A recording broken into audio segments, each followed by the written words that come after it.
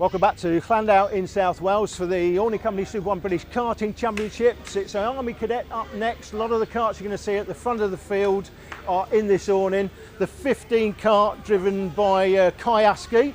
His mechanic, of course, sitting very quietly in the corner here. It's Joe Bullen, the Formula 1 man that never won the Formula 1 World Championships, mainly because he never got a drive in Formula 1. But anyway, that's a whole other story. Max Dodds drives the 33. He had that big crash at Glannygorse Park, of course. He'll be hoping for better luck this weekend. The 23 kart driven by Georgi Dimitrov. Georgie's always a player. 52 is driven by Zach O'Sullivan, the rookie. The 6 kart, Joseph Taylor, he's looking for a win, nothing less than that. The 57 kart driven by Aiden Neate. His father Andy's given up British touring car racing to concentrate on his son's karting career. That's something that he's had a lot of criticism for, incorrectly in my opinion. The man they've all got to beat in this race coming up though, will be driving the O-Plate. It's Harry Thompson, the British Open champion. Jake, over to you for the grid positions. Yes, indeed. Well, that man, Harry Thompson, he's actually starting on row 2 for the first race of the weekend here at Llandow. Neate and Georgi Dimitrov on the front row with Joe Taylor alongside Thompson, O'Sullivan, Askey, Radican and Napton rounding out the top 8. Just outside the top 10, plenty of movers and shakers. Taylor Barnard and Johnny Wilkinson just outside the top 10, hoping to move their way forward. There should be plenty of overtakes, especially with Max Dodds down in P27. Away we go through the first part of the course, and they've already worked their way through. Reggie Dewey we're on board with. Whoops, a little bit of a nudge there from Reed, and there was a little bit of jostling further up the road as well. They've just about managed to get through, although a little bit too much curb there from Dewey. But out in front, it is the 10 of Bray Keneally. He has hit the front early from Joe Taylor. Yeah, Aiden Neate was involved in that incident through the hook first time. He was up in the air, but no damage done. He's still running. He's on the 57. He goes through the shot just there. But it is Keneally that leads for A Motorsport. He's got the Fusion boys lining up behind him. How many of them? 1, 2, 3, 4. 4 in a row. And 5 in the top 7 are from the Fusion Motorsport team. He's incredible. Bray Keneally is like a one-boy battering ram, isn't he, with the Fusion boys? He always seems to get into the mix, and already we've got Fusions moving up through the field as well. Van Napton has moved his way up into what is now 8th position. Couple of karts there getting ragged, but look at this. This is a Fusion Motorsport army going up against the man in front, Bray Keneally. And that man in front is Josh Rowledge, one of the other boys in the AIM Motorsport squad. We're back on board with Reggie Dewey as he tries to work his way through the field. Very beautiful circuit, this one, very open, a very technical challenge, this one, with a great combination of fast sweeping corners. As the 21 gets caught out, Alex Dunne, the rookie, has lost ground, and that's dropped Taylor Barnard behind Rowledge now. So the Grand Prix Kart Masters winner has just lost the place and gained it straight back again, back on the inside of Rowledge there as they go through the chicane, back onto the hangar straight. That's why Taylor Barnard is the Grand Prix winner, the Kart Masters Grand Prix winner last year, because he doesn't take any prisoners, as we see the onboard cameraman, the 66 Reggie Dewey going through the shots through Raymond's hairpin. Taylor Barnard doesn't take any prisoners, and at the top level, if you get overtaken, they'll look to overtake you back immediately. Well, Taylor is sizing up our race leader, Bray Keneally, as they go through Surtees for the 3rd time up towards McQuarters. Taylor's still looking for that way through on the inside line, and right behind him as Harry Thompson in the O-Plate has got himself back into position with a 52 there in 4th position. That is Zach O'Sullivan. So there's a great little camaraderie of drivers in the front end of the field. Oh, there's a little bit of a moment in the background there. They just about managed to save it, but it's getting very hectic in the business end of this race. Back on board with Dewey. Oh, that's a bit of a moment there for the 34. Alex Simmons running wide, and the GP plate of Barnard is going toe-to-toe there with Toby McDonald as they go down to Raymond's up the inside. Barnard gets the place. Dewey's going to try and go through with him, and he's got him. Beautifully nailed. Lovely move there by Reggie Dewey through Raymond's. Anytime Reggie Dewey starts in P20, you want to put an onboard camera on him because you're guaranteed action, Jake. Yeah, he goes through the field very quickly indeed. He's one of the best overtakers in this field. But look at overtaking opportunities, and you're going to find 1 or 2 from Joe Taylor. He's starting to get irritated, and that's opened the door for Thompson to Banzai up the inside there into Chandler's. Great move. Zach O'Sullivan's gone with him, so Zach O'Sullivan through to 3rd place. The rookie being mightily impressed with Zach O'Sullivan this year, Jake. Yeah, he's real top quality. Really impressive chap, Zach O'Sullivan. And I have to say, he's probably one of the fastest developing drivers in the Fusion Motorsport squad. We always like to watch these guys go through the year and develop as they go, as Joe Taylor pops one back on the inside of O'Sullivan, and that leaves him vulnerable to Kai Askey, another very strong rookie. Oh, that's a technical flag for Alicia Barrett, one of the 4 female drivers in the field. So Alicia Barrett, unfortunately, coming a cropper. Something must have happened to the kart there. There's something obviously not right. So they flagged her in, unfortunately. So that means it'll be left to Alicia Rowland and the Gowndry girls, Sienna and Tilly, to uphold the female honours for the moment. But as we watch this battle develop, the Fusion boys, it's always great every season, isn't it? Not just to watch which of the Fusion boys are going to come out on top, but who's going to get the psychological upper hand meeting to meeting. They always seem to have this little inter-team squabble that's really great. It's supposed to benefit each other. They always learn from each other and improve in the squabble, but then you always get this little inter-team squabble. It's fascinating to observe. Yeah, some great quality drivers, and look at them, 2nd to 5th, but they're not in 1st place. That's Aiden Motorsport at the moment, and Bray Keneally, my tip for the championship this season. Somebody runs wide and just misses the tyres as they go past the starter. The starter was will have been getting a little bit frisky there as they saw that kart coming.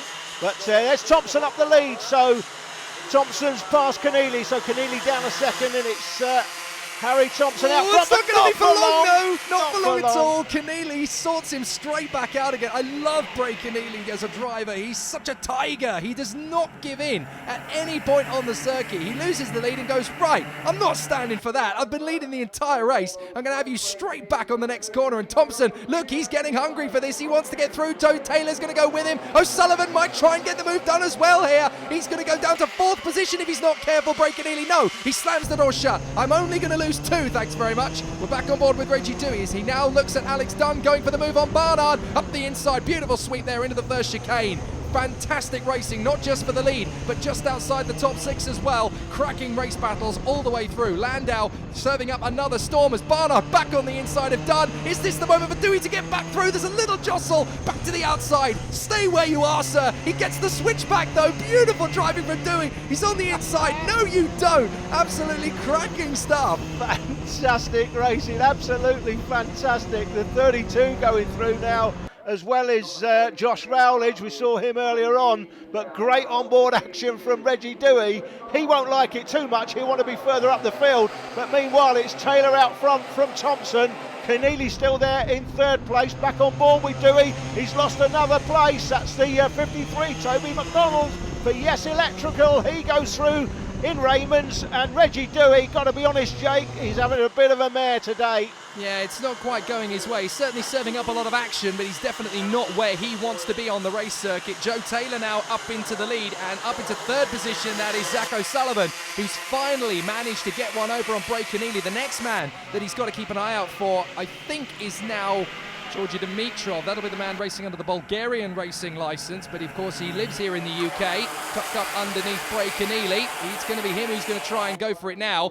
But watch these 3 up in front. They're going to try and break Bray Keneally, and then they'll have the most monumental squabble for the victory in the final couple of laps. As up the inside goes Kai Askey, gets the move on Josh Radican. Very nice there into Raymond's. Yeah, 53, Toby McDonald. Here comes Aiden Neate. So Reggie Dewey is going backward. Aiden for Fusion Motorsport. Can't remember exactly how many drivers they've got in this one. It must be something like 10. We went through a few of them in my little walk through the awning earlier on. That's Taylor, race leader for Fusion Motorsport. He's out front at the moment, but for how long? He's got Harry Thompson right behind him, and Zach O'Sullivan, the rookie. You've got to think Zach O'Sullivan is going to take a win at some time this season. It would be amazing if he did as a rookie at this level. And well, Reggie's going backwards again. The 35, Matthew Rees goes through this time. Reggie having a nightmare. Yeah, and conversely, of course, Joe Taylor at the front is having a good one, as now he's got Thompson up the inside. Thompson takes the lead, and up the inside too for 3rd position. There goes Keneally back on the inside of O'Sullivan. Back on board with Dewey. They go down towards Raymond's. He's going to get the switch back here. He's not very careful, because that was a great battle there between Neate and I think it's Rees up in front. Rees has got past Neate, and that's put Dewey back on the tail of them. Joe Taylor trying to get back into the lead of this race in front of Harry Thompson, though. But Thompson is an absolute giant crusher in this 2016 season. It doesn't matter what kind of kart you give him, he is absolutely superior. It's amazing to watch him at work. And Joe Taylor, well, he is very much the equal of him in 2016, isn't he? We thought Thompson would be pretty dominant going into the season, but Joe Taylor has more often than not been able to show a very strong pair of heels. He's starting to remind me of a young Anthony Davidson, Joe Taylor. He's very smooth, very calculating, very intelligent with it. He knows how to pick his moment. Case in point, into Raymond's. Yeah, I said earlier in my walk through the awning, he's interested in a win, nothing less. That's Joseph Taylor up to the lead. Can he stay there though? He's got a number of karts. How many's in the train at the moment? 6 in the train, trying to get away from the chasing group. Back on ball with Dewey, and Alex Dunne goes through again. Well, he was in front. Dewey must have got in front of him at some point because he was in front of Dewey earlier on. Gives a big push signal, Alex Dunne, to Reggie Dewey. Come on, son, let's get after them. Yeah, we've lost so much time here. We could have been winning this race if we hadn't been squabbling amongst ourselves. Come on, get on with it. And now, this is an interesting one. Keneally has got himself back into second position, and that's really thrown the cat amongst the pigeons once again here, because he's got a great opportunity to overhaul Thompson down the straight, working in the gaggle. He could get him into Raymond's. He's going to go up the inside, going to take the lead. He does indeed, and there's a squabble too as Taylor gets back past O'Sullivan. Thompson's holding it around the outside. No, you don't, bucko. I'm going to hold on to this lead. Fantastic defending from Harry Thompson. That move, any other driver, that would have been a done deal there. Not Harry Thompson. You're not having that easy. One man on the back of the group is the C-plate. There he is, Johnny Wilkinson. Interviewed him earlier when we were looking at the season review. Had a good run at Glenegor's Park, third in the pre-final. Wasn't so good in the final. Another place lost to Oliver Denny by Reggie Dewey. So Reggie, as we said before a few times, not Reggie's best day today, but giving us some great onboard action. Through the Dell, right-hander is Diggers. That brings you out onto the Hanger Straight.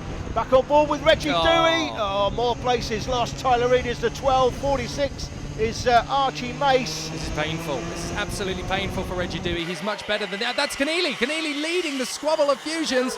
And next lap is the last lap. You saw even that one move, he got a good gap, and he looks behind him. There's daylight between himself and second position. He's bought himself a victory with that fantastic move into Raymond's. And now Dimitrov up into third position. This is what we were talking about, the squabble for the last lap. Oh, he's edging him out onto the grass. Dimitrov is not going to give up that podium place without a fight with Joe Taylor. Absolutely incredible how they're squabbling away here on the final lap, and it could cause a couple of choice words later. Squabbles for fifth position as well down the straight. It's all going to be about the braking zone for Raymond's. Up the inside, Dimitrov holds it. Taylor could get him on the switchback, but it's a win for Bray Keneally. He holds them all at bay. Oh, side by side, Taylor and Dimitrov. Now, which one of them got the third position? Thompson, for definite, got second, but we'll figure it out on the timing screens. It is Dimitrov just in front of Taylor, with Wilkinson in a fine fifth position. Great fight back for him, with O'Sullivan, the leading rookie, in sixth. What a drive. Bray, that was a spectacular race to watch. At one point, you were leading and you had 6 Fusion drivers behind you. Just talk us through your race. At the start, I got a bit of a gap, and after a few laps, Harry caught up, and then we started battling. And then Joseph caught up, and then it got even more of a battle. And then it was just a battle all through the race until the last couple of laps. Joseph started defending, and I just got away. I mean, how did you manage to keep your cool? Because I have to say that the parents and the mechanics and the team were having a bit of a fit on top of the thing, but you look cool as a cucumber. You know, how have you coped with it all year, being, you know, kind of up there against, you know, Harry and Joseph all year? Last year, I don't think did I get on the podium? I don't think so. And then this year, we're just on the podium every time but one, I think. Once at Rissington. Well, you're on the podium, the top step of the podium now. Well done. Today's MSA British Cadet winner, Bray Keneally.